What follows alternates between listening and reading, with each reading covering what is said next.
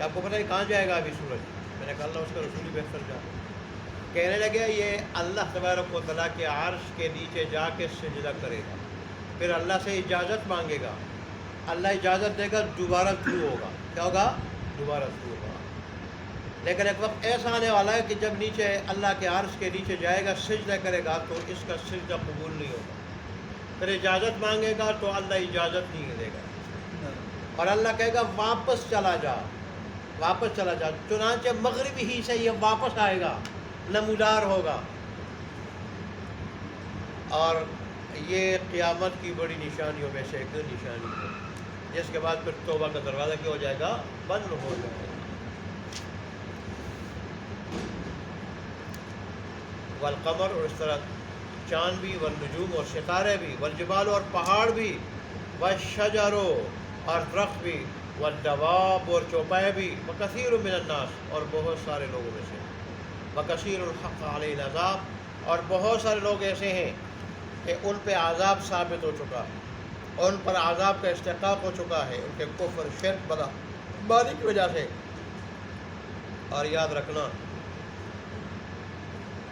اللہ تبارک و تعالیٰ کی بغاوت، کفر، شرک اور جو بھی بغاوت کی شکل ہے، اس بغاوت کی وجہ سے وَمَن يُهِنِ اللَّهُ، جس کو اللہ ذلیل کرے، جس کو اللہ رسوا کرے، فَمَا لَهُ مِن مُكْرِمٍ، تو اس کو عزت دینے والا کوئی نہیں، بس اس کو عزت دینے والا کوئی نہیں۔ اللہ جسے عزت دیتا ہے وہ معزز ہوتا ہے، اللہ جسے ذلیل کرنا چاہے تو وہ ذلیل ہوتا ہے۔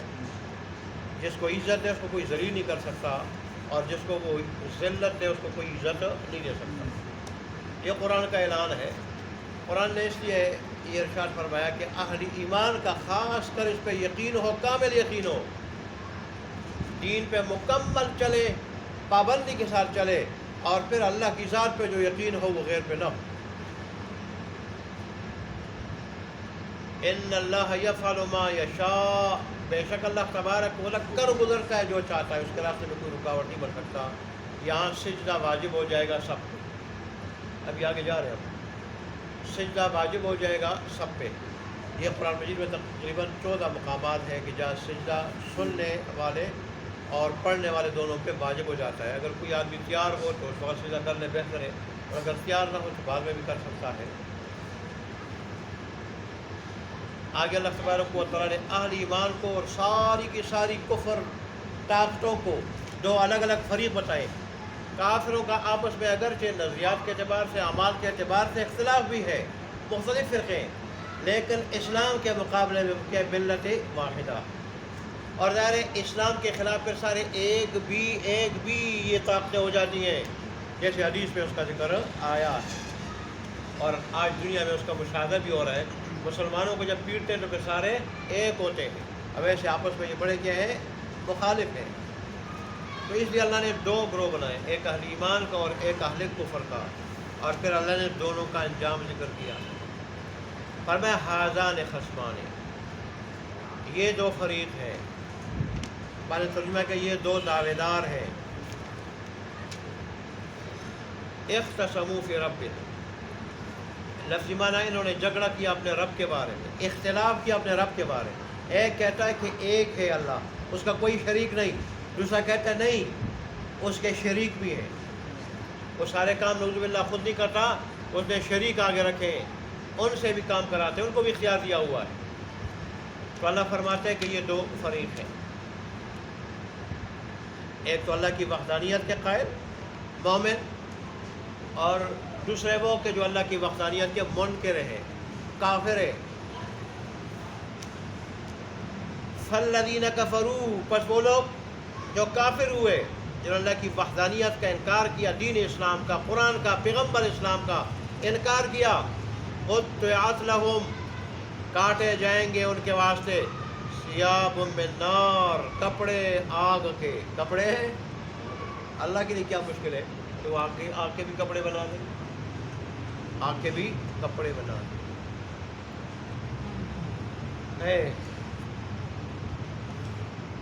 جیسے یہاں تان سے کپڑے کاٹے جاتے ہیں سوٹ بنانے کے لیے، سینے کے لیے، ایسے وہاں آگ سے جو ہے نا ان کے کپڑے بنائے گئے۔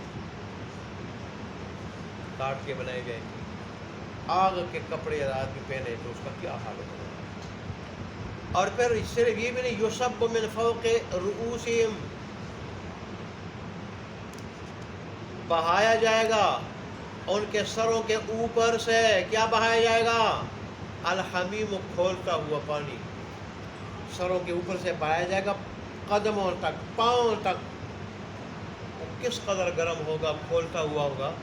یہاں کا کھولتا ہوا اتنا سخت ہوتا ہے، تو پھر وہاں کا کھولتا ہوا جو یہاں سے 70 گنا زیادہ سخت ہوگا، اور 70 کثرت سے کنایا ہے، بے شمار گنا زیادہ سخت ہوگا۔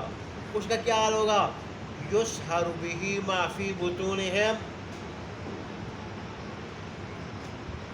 گل جائے گا اس کے ذریعے جو کچھ ان جہنمیوں کے اور کافروں کے پیٹ میں ہوگا۔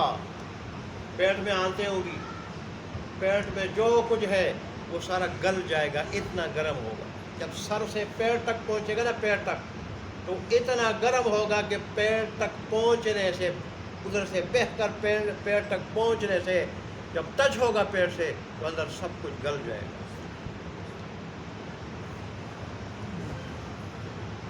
اے اللہ، والجلود، اور اس طرح کھالیں بھی گل جائیں گی، گل جائیں گی، پگھل جائیں گی کھالیں۔ پھر اللہ پھر صحیح کرے گا، پھر یہی حال ہوگا، پھر صحیح ہوگا انسان، پھر یہی ہوگا۔ وَلَهُمْ مَقَامِعُ مِنْ حَدِيدٍ، اور ان کی پٹائی کے واسطے لوہے کے ہتھوڑے ہوں گے، جن کو گرز کہا جاتا ہے، گرز۔ وہ ایسے سخت گرز ہوں گے کہ حدیث شریف میں آتا ہے کہ اگر جنات اور سارے کے سارے جنات، سارے کے سارے انسان اگر اکٹھے ہو جائیں اور ایک گرز کو اٹھائے تو نہیں اٹھا سکیں گے۔ ایک گرز کو، دنیا کی ہتھوڑا نہیں ہوگا، ایسا گرز ہوگا، ہتھوڑا ہوگا کہ سارے جنات مل کے، سارے انسان مل کے، آدم علیہ السلام سے لے کے قیامت تک کتنے انسان ہوں گے، کتنے جنات ہوں گے، سارے مل کے ایک کو اٹھائے نہیں اٹھا سکتے۔ اور پھر اگر ایک گرز ایک پہاڑ پہ مارا جائے ایک مرتبہ تو ریزہ ریزہ ہو کے راکھ بن جائے۔ یہ 5 فٹ کا انسان جب اس کے ساتھ اس کو مارا جائے گا، اس کا کیا حال ہوگا؟ اس لیے اللہ فرماتے ہیں وَلَعَذَابُ الْآخِرَةِ أَكْبَرُ، آخرت کا عذاب بہت بڑا ہے۔ دنیا کی ساری سزائیں اور مصیبتیں، تکلیفیں انسان بھول جاتا ہے، آخرت کا عذاب دیکھ یہاں کی نعمتیں بھی بھول جائے گا۔ اور ایسے ہی رسول اللہ صلی اللہ علیہ وسلم نے فرمایا کہ یہ ساری کائنات،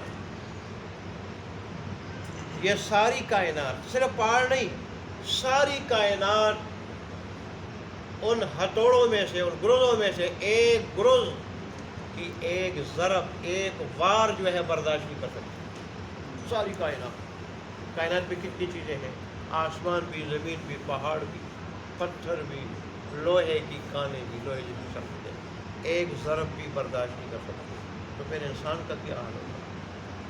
اس لیے تو رسول اللہ صلی اللہ علیہ وسلم نے بھی پوری زندگی دعائیں بھی کی، سمجھایا بھی بڑا، دعائیں بھی سکھائی۔